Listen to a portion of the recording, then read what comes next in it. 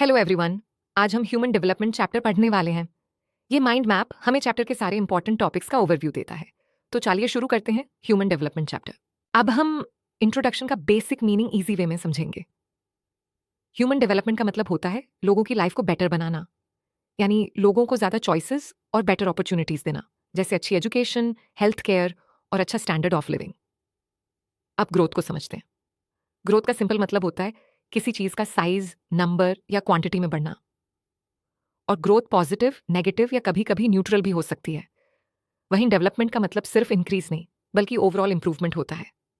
ये लोगों की इकोनॉमिक, सोशल और हेल्थ कंडीशंस को बेटर बनाता है। इसलिए डेवलपमेंट को हमेशा पॉजिटिव माना जाता है। अब हम ग्रोथ और डेवलपमेंट के बीच का डिफरेंस समझेंगे। ग्रोथ का मतलब मेनली क्वांटिटेटिव चेंज होता है, यानी साइज या नंबर में इंक्रीज। ये पॉजिटिव भी हो सकता है और नेगेटिव भी। और ग्रोथ हमेशा लाइफ कंडीशंस को इंप्रूव नहीं करती। वहीं डेवलपमेंट का मतलब क्वालिटेटिव इंप्रूवमेंट होता है। ये लोगों की क्वालिटी ऑफ लाइफ को बेटर बनाता है। और डेवलपमेंट हमेशा पॉजिटिव होता है। इससे फैसिलिटीज और लिविंग कंडीशंस में सुधार आता है। इसलिए डेवलपमेंट ग्रोथ से ज्यादा ब्रॉड और मीनिंगफुल कॉन्सेप्ट माना जाता है।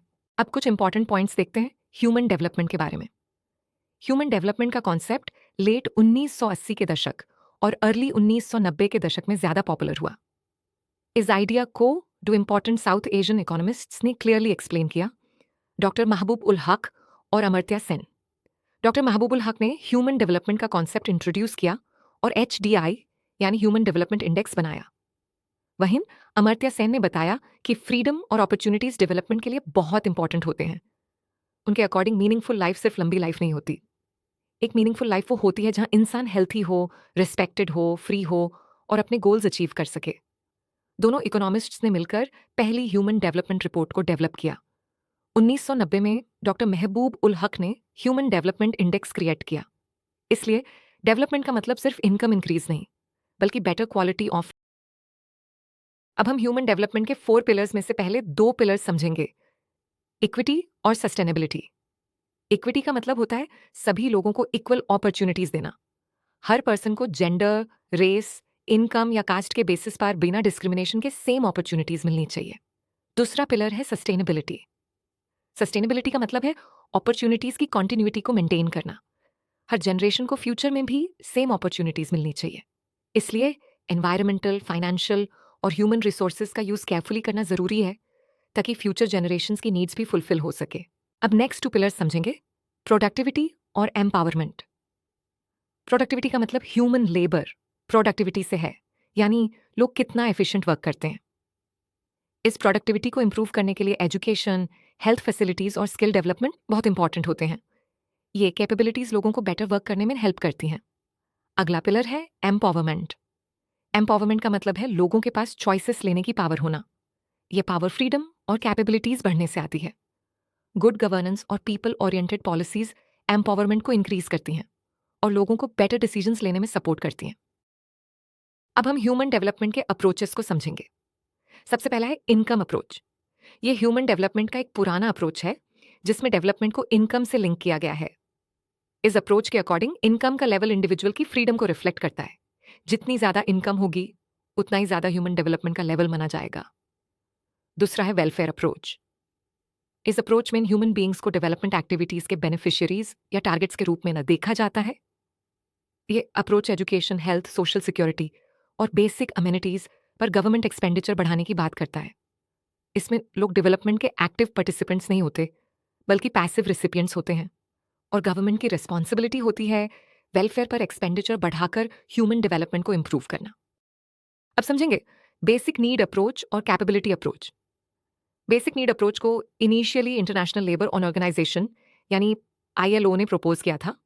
इस अप्रोच में 6 बेसिक नीड्स आइडेंटिफाई की गई: health, education, food, water supply, sanitation और हाउसिंग।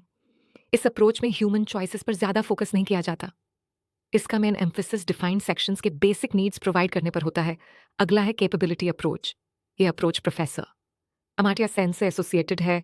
इसके अकॉर्डिंग हेल्थ, एजुकेशन और रिसोर्सेज तक एक्सेस के एरियाज में ह्यूमन कैपेबिलिटीज को बिल्ड करना ह्यूमन डेवलपमेंट बढ़ाने की है। अब हम HDI में वेटेज और ह्यूमन पॉवर्टी इंडेक्स को समझेंगे। HDI में हेल्थ, एजुकेशन और एक्सेस टू रिसोर्सेज, इन तीनों डायमेंशंस को इक्वल इंपॉर्टेंस दी जाती है। इसलिए हर डायमेंशन को 1/3 यानी 1/3 वेटेज मिलती है। इन सभी डायमेंशंस के वेट्स को ऐड करके ह्यूमन डेवलपमेंट इंडेक्स कैलकुलेट किया जाता है। ये इंडेक्स बताता है कि किसी कंट्री ने ह्यूमन डेवलपमेंट के इंपॉर्टेंट एरियाज में कितनी अचीवमेंट की है। लेकिन HDI की एक लिमिटेशन भी है। ये सिर्फ ओवरऑल अचीवमेंट दिखाता है, लेकिन रिसोर्सेज और फैसिलिटीज का डिस्ट्रीब्यूशन इक्वल है या नहीं ये नहीं बताता। इसी वजह सी ह्यूमन पॉवर्टी इंडेक्स यानी HPI को भी इंपॉर्टेंट माना जाता है।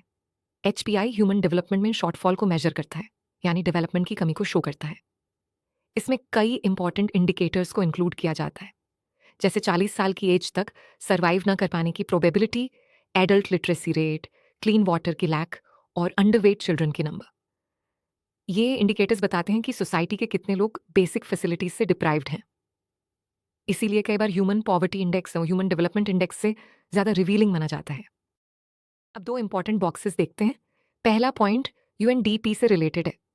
1990 से UNDP हर साल ह्यूमन डेवलपमेंट रिपोर्ट पब्लिश करता है और कंट्रीज को ह्यूमन डेवलपमेंट के बेसिस पर रैंक करता है।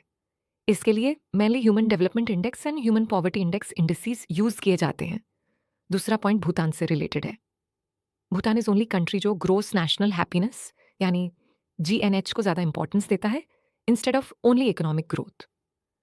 इसमें डेवलपमेंट के साथ हैप्पीनेस, कल्चर, एनवायरनमेंट और वेलबींग पर भी फोकस किया जाता है। अब हम इंटरनेशनल कंपैरिजन को समझेंगे। कई बार छोटे कंट्रीज ह्यूमन डेवलपमेंट में बड़े कंट्रीज से बेटर परफॉर्म करते हैं। इसी तरह रिलेटिवली पुअर नेशंस भी ह्यूमन डेवलपमेंट के टर्म्स में रिचर नेबरिंग कंट्रीज से हायर रैंक अचीव कर लेते हैं। एग्जाम्पल के लिए श्रीलंका और ट्रिनिडाड एंड टोबागो का human development index rank India से हायर है, इवन थॉट उनकी इकोनॉमीज इंडिया से स्मलर हैं। इसी तरह इंडिया के अंदर भी केरल ह्यूमन डेवलपमेंट में पंजाब और गुजरात से बेटर परफॉर्म करता है despite having lower per capita income. ये एग्जाम्पल्स दिखाते हैं कि सिर्फ इनकम या इकोनॉमी का साइज ह्यूमन डेवलपमेंट डिसाइड नहीं करता। एजुकेशन, हेल्थ और क्वालिटी ऑफ लाइफ भी इक्वली इंपॉर्टेंट फैक्टर्स होते हैं। अब हम ह्यूमन डेवलपमेंट की कैटेगरीज, क्राइटेरिया और टॉप रैंकड कंट्रीज को समझेंगे। ह्यूमन डेवलपमेंट इंडेक्स के बेसिस पर कंट्रीज को 4 कैटेगरीज में डिवाइड किया गया है। Very high human development category में UN कंट्रीज को रखा जाता है जिनका HDI स्कोर 0.800 से अबव होता है। इस कैटेगरी में 6 कंट्रीज हैं।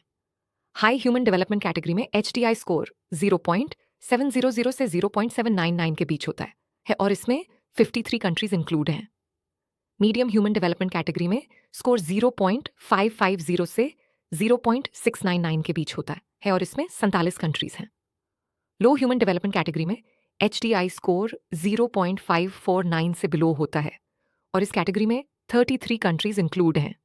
NCERT में यह भी लिखा है कि countries with high levels of human development social sector में ज़्यादा इन्वेस्ट करती हैं, यानी ये कंट्रीज एजुकेशन, हेल्थ केयर और पब्लिक वेलफेयर पर ज़्यादा स्पेंडिंग करती हैं। और ये कंट्रीज जनरली पॉलिटिकल टर्मोइल और इंस्टेबिलिटी से फ्री होती हैं। पॉलिटिकल टर्बुल का मतलब होता है पॉलिटिकल अनरेस्ट, कॉन्फ्लिक्ट्स या गवर्नमेंट रिलेटेड प्रॉब्लम्स। इंस्टेबिलिटी का मतलब होता है लाइक ऑफ स्टेबिलिटी, यानी अनसर्टेनिटी या सिचुएशन का बार बार चेंज होना। अब टॉप 10 रैंक्ड कंट्रीज को देखते हैं जिनका HDI वैल्यू बहुत हाई है। फर्स्ट रैंक पर नॉर्वे है, सेकंड पर आयरलैंड और थर्ड पर स्विट्जरलैंड। फोर्थ रैंक पर हांगकांग, चाइना, SAR और आइसलैंड है। सिक्स्थ रैंक पर जर्मनी, सेवन्थ पर स्वीडन और 8th रैंक पर ऑस्ट्रेलिया और नेदरलैंड्स है। 10th रैंक पर डेनमार्क है। ये countries education, health care, living standards और क्वालिटी ऑफ लाइफ में बहुत अच्छा परफॉर्म करती हैं। इसी वजह से इनका ह्यूमन डेवलप। तो फ्रेंड्स, इसी के साथ हमारा chapter 1 human geography, nature and scope complete होता है। आई होप आपको ये चैप्टर इजी और इंटरेस्टिंग वे में समझ आया होगा। अगर आपको ये प्रेजेंटेशन हेल्पफुल लगी हो तो वीडियो को लाइक, शेयर और सब्सक्राइब जरूर करिएगा।